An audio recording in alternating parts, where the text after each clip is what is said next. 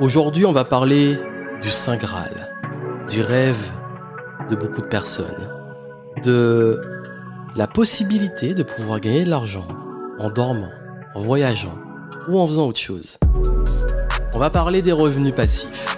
Bienvenue ici Johan Yangting, bienvenue dans le podcast Game Entrepreneur et aujourd'hui on va parler de comment créer des revenus passifs, quelles sont mes sources de revenus passifs, est-ce que c'est toujours viable en 2023, comment y parvenir, comment justement passer plus de temps sur ses passions et ce qui est notre zone de génie et moins sur les choses pénibles tout en gagnant de l'argent. Et qui dit revenu passif dit l'argent rentre sans que ça soit corrélé à votre temps de travail.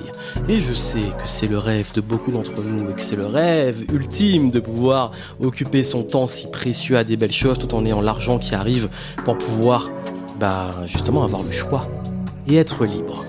Alors, comment on fait pour les revenus passifs ? Est-ce que c'est encore possible en 2023 ? Et Johan, toi, c'est quoi tes revenus passifs ? Comment tu fais ? On va en parler, c'est important et vraiment merci à vous d'être encore présent sur le podcast Game Entrepreneur.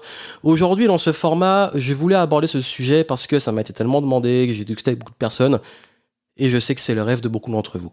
Et oui, aujourd'hui, j'ai des revenus passifs. Je vais expliquer comment, quels sont ces revenus passifs, qu'est-ce que j'ai mis en place.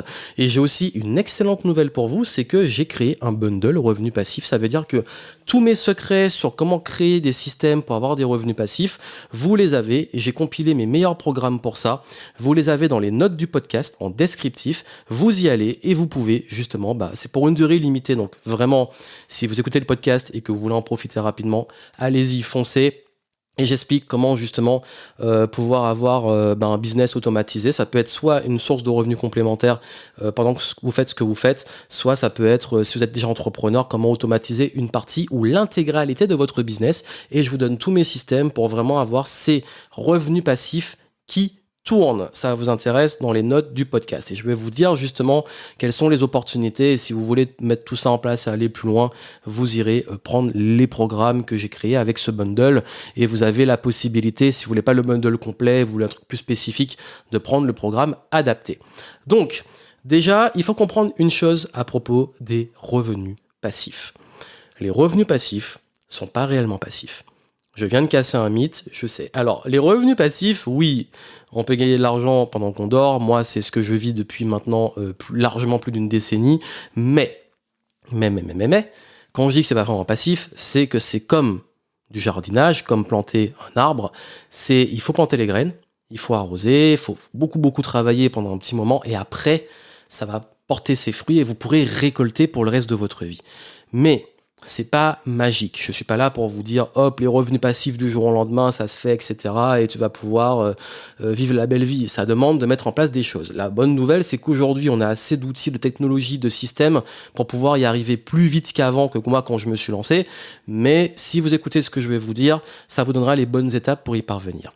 Donc déjà, quand je vous parle de revenus passifs, je vais mettre un petit peu du contexte sur moi, comment j'ai développé ces sources de revenus passifs et pourquoi. Déjà, pourquoi on le fait ? Bien entendu, c'est quand on a une notion de liberté. Moi, quand en 2011, j'étais consultant, je finissais mes études, j'étais consultant payé à la mission, je faisais du freelancing, je vendais mon temps, mais je gagnais pas assez bien ma vie. Et d'ailleurs, même...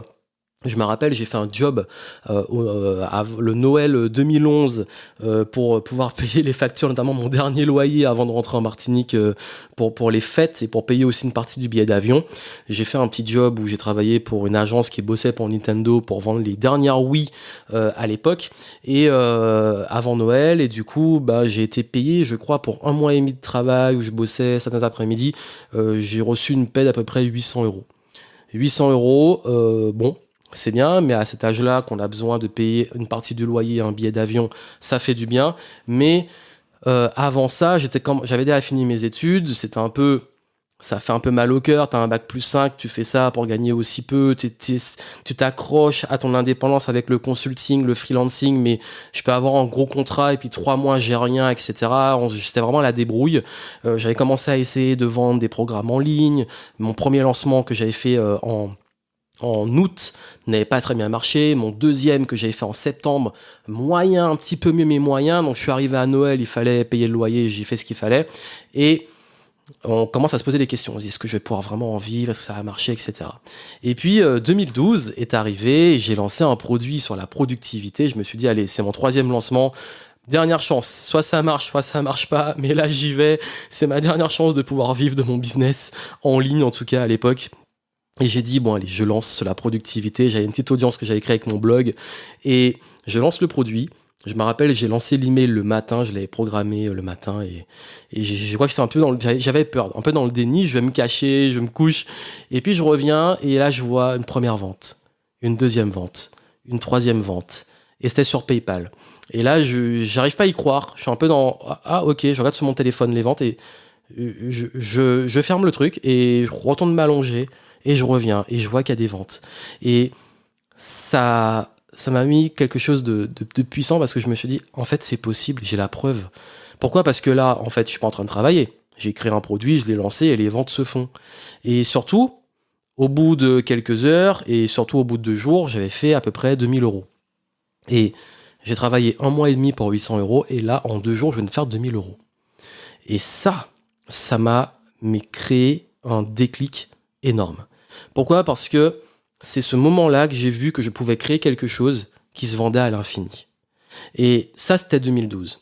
Et c'est après ça que je suis parti à New York, que j'ai commencé à en vivre, à mixer entre consulting, business en ligne, etc. Et que j'ai commencé aussi à faire mes premières vidéos sur YouTube. Si vous allez sur ma chaîne YouTube, prenez mes premières vidéos. La majorité, c'est à New York, en mode vlog, en 2012. J'ai commencé à en vivre. Et puis surtout, l'année suivante, en 2013... je suis parti en voyage, notamment en Thaïlande, et là, j'avais commencé à avoir vraiment des revenus passifs. Ça veut dire que je créais des petits programmes, je créais du contenu, mais l'argent, je pouvais en gagner pendant que je dors, pendant que je fais autre chose. C'était pas corrélé à mon temps de travail. Et c'est là que ça a cassé une croyance pour moi. Parce que qui dit revenu passif dit changer aussi de paradigme. Vous avez peut-être la chance aujourd'hui, je vous le dis honnêtement, même ceux qui écoutent ce podcast, c'est que vous voyez que c'est devenu une norme. Même que c'est un petit peu exagéré, si on est honnête. Mais aujourd'hui, quand on parle de revenus passifs, quand on parle d'investissement et tout, c'est normal parce que ça fait maintenant plus d'une décennie que des gens comme moi l'ont réalisé et ont aidé aussi des gens à le réaliser. Mais le truc, c'est qu'à l'époque, à part lire Père riche, Père pauvre, ou avoir ces sources-là qui étaient un petit peu mystérieuses, on n'était pas sûr, ça paraissait pas possible. À l'époque, les revenus passifs, c'était plus les rentiers en immobilier, c'était plus les gens, oui, qui avaient de la bourse, mais là, on parle quand même de après 2008, où tout s'était un petit peu cassé la figure. On était aussi sur les balbutiements du web, parce qu'il y avait eu la bulle qui avait éclaté 10 ans avant, mais c'était pas encore très clair comme modèle, et ça paraissait très, très, très inaccessible pour beaucoup, à moins d'avoir être salarié ou être débrouillard pour aller faire de l'immobilier, mais ça prend du temps aussi avant de pouvoir vraiment être rentier. Donc, ce qui fait que pouvoir, en si peu de temps, générer des revenus passifs qui me permettaient de voyager et de vivre, c'était déjà ça m'a cassé mes croyances. Parce qu'à un moment, j'y croyais plus. Quand j'ai échoué, j'y croyais plus. Mais est-ce que c'est encore possible aujourd'hui? En fait, je vais vous dire une chose, c'est que il y a eu justement cette époque où ça s'est réalisé. Et où j'ai mis en place ce qu'on appelle des systèmes. Ça veut dire que, au bout d'un moment, si on veut vraiment avoir des revenus passifs, on n'est plus dans une logique de je vends mon temps, on me paye pour mon temps. On est dans une logique de je crée quelque chose qui crée notamment un système qui génère des revenus. Dans mon cas, le créneau que j'avais pris, c'était de créer un système où j'avais des personnes qui me découvraient à travers des recherches sur Internet, sur Google en référençant en blog, sur ma chaîne YouTube, sur les contenus qu'on pouvait faire en ligne, sur les réseaux sociaux qui commençaient à émerger, et que ces personnes-là, elles rentraient dans des listes d'emails et après pouvaient acheter des formations en ligne. Et il se trouve quand même que c'est un truc qui marche encore aujourd'hui, même si les codes ont changé, la façon de le faire a changé, ça marche toujours. Alors oui, je vous le dis. Et c'est quelqu'un qui vit vraiment, vraiment de business en ligne qui vous le dit, parce que beaucoup prétendent le faire, mais c'est pas réellement, en fait, ils en vivent pas, ou alors leur modèle économique est basé sur d'autres choses. Là, je vous parle vraiment que moi, c'est mon modèle principal depuis plus d'une décennie. Donc, ça demande de mettre en place ce qu'on appelle un système. Parce qu'on ne peut pas avoir des revenus passifs si on est en train de vendre son temps. Donc, ça demande de créer un système et d'alimenter ce système. Comment on l'alimente? C'est quoi le système? Donc, il y a plein de façons de faire des revenus passifs. Moi, aujourd'hui, il y a le business. Ça veut dire que mon business, il peut tourner en automatique. Ça veut dire qu'il y a 2 leviers pour faire tourner les choses en automatique. Il y a le levier système, automatisation, technologie et le levier humain. Ça veut dire que système, automatisation, technologie, c'est tout ce qui est business en ligne, les tunnels de vente, l'automatisation, tout ce qu'on connaît. Dans le bundle, je vous montre comment mettre ça en place. Mais il y a aussi toute une partie humaine parce que au bout d'un moment, surtout maintenant et plus qu'avant, on a besoin de retour vers l'humain. Il y a des choses qu'on ne peut pas tout automatiser, il faut des humains qui actionnent. Donc c'est pour ça que les revenus passifs, vous déléguez des personnes qui travaillent pour vous et vous avez des systèmes qui travaillent pour vous. Et vous êtes concentré sur votre zone de génie.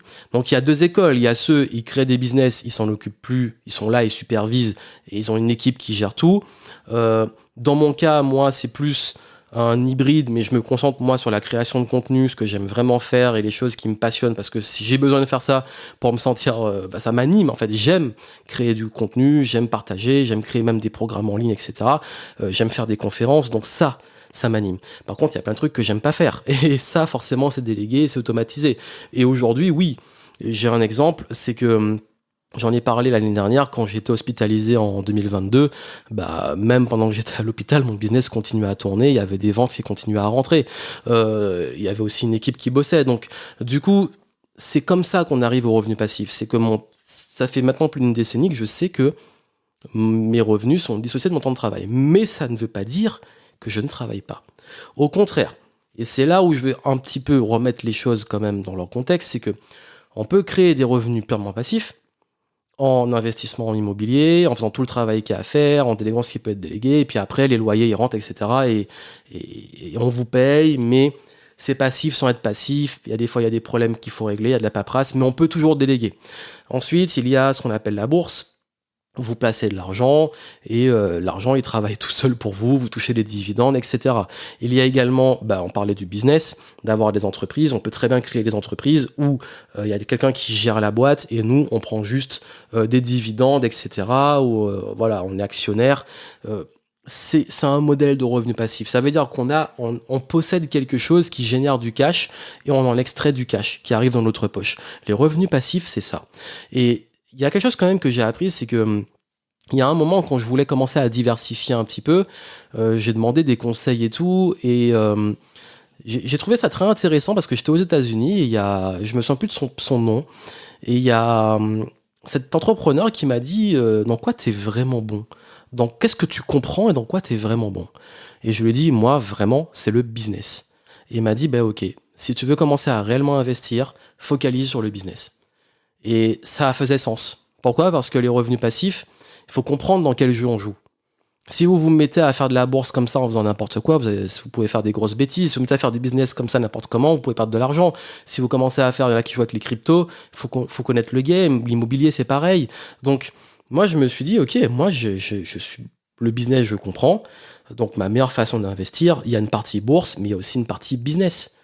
Et là où je suis le meilleur, c'est pour créer des systèmes, c'est pour automatiser, c'est pour tout ça. Donc, c'est là que je vais mettre mon énergie pour générer des revenus passifs. Donc, aujourd'hui, mes revenus passifs viennent majoritairement de business et de bourse. Donc, ce qui fait que j'ai focalisé quand même sur les choses que je comprends et aussi que j'aime. Parce que moi, j'ai du mal à faire les choses si je suis pas passionné. Mais ça veut pas dire que d'autres sources de revenus passifs sont pas bonnes pour vous. C'est juste qu'il faut aller vers celles, au moins commencer par celles que vous comprenez, ou alors les comprendre, vous former dessus et être un minimum intéressé. Parce que par exemple, on peut créer plein de business, on peut en créer à l'infini, mais moi il y a des business, ça me passionne tellement pas que j'ai même pas envie de mettre les pieds dedans, ça me saoule. Et si on veut des revenus passifs, c'est pour être libre et pour kiffer, donc c'est pas pour se mettre des sortes de boulets, parce qu'il faut toujours un petit peu de gestion qui vont nous... Voilà, c'est pas fun, et moi j'ai du mal avec ça. Donc, les revenus passifs, c'est ça. C'est aujourd'hui, c'est comment vous pouvez créer des systèmes, créer des sources qui génèrent du cash sans que vous ayez justement, vous, à vendre votre temps. En sachant que sur chaque type de revenu passif, il y a toujours une contrainte de quelle contrainte ça peut représenter et comment vous la gérez. Soit vous la déléguez, soit vous la faites et l'acceptez. Il y en a, ils font de l'immobilier par exemple. Et ils disent, il y a des contraintes. T'as un problème de plomberie, de trucs comme ça, faut le gérer. Il y en a, ils disent, moi, je m'en occupe pas. Je passe par une agence ou je passe par un tel et je délègue à mort et je m'en occupe vraiment pas. Donc, ça a des coûts, mais on a toujours le choix, en fait. Parce que l'argent qu'on gagne avec les revenus passifs, on peut le réinvestir dans, justement, de l'humain, des ressources humaines qui vont s'occuper des choses. Et c'est ça aussi la logique. C'est qu'on ne vend pas son temps. Donc, c'est les deux leviers. C'est les systèmes et les personnes. Et c'est comme ça, dans le business, ou peu importe dans l'immobilier ou dans d'autres choses, c'est les personnes qui vont actionner les systèmes qui vont tourner pour vous. Et c'est comme ça qu'on arrive vraiment à créer ce qu'on appelle des revenus passifs. Donc les revenus passifs, est-ce que c'est toujours possible ? Ben oui, c'est pas, j'ai pas envie de dire que... en fait, c'est peut-être... Les gens pensent que c'est un peu mort parce qu'on en parle tellement qu'il n'y a plus de place, mais les revenus passifs, c'est pas non plus que des modèles, on va dire, tout fait qu'on voit partout. Les revenus, quelqu'un qui est rentier, il a des revenus passifs. Quelqu'un qui a investi en bourse, il a des revenus passifs. Quelqu'un qui a plusieurs entreprises sans forcément travailler dans les entreprises, il a des revenus passifs. Les plus riches de la planète, vous croyez qu'ils sont en train de bosser dans leur propre boîte ce qu'ils possèdent? Bah non. Ils vont juste aux réunions, ils supervisent parfois, ils savent où ils mettent leur temps, et puis surtout où vous placez votre intelligence. Où est mieux placée votre zone de génie? Et c'est ça le but des revenus passifs, c'est passer plus de temps dans votre zone de génie, dans ce qui vous anime, vous passionne, tout en faisant tourner le business. Mais ça peut demander au début de mettre un peu les mains dans les choses moins agréables, mais comme vous avez une vision à long terme, que vous créez quelque chose, que vous plantez un arbre et que vous allez pouvoir déguster les fruits tout le reste de votre vie, c'est ça qui est intéressant.